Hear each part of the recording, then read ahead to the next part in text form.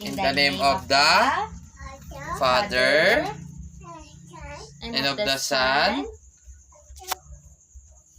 Holy Spirit. Amen.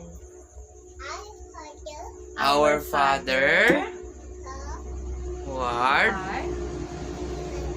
in heaven, hallowed be thy name.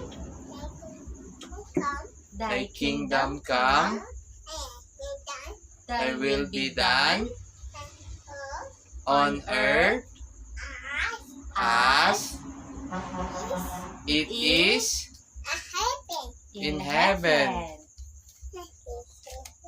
Give us this This day our daily daily bread, bread, and forgive us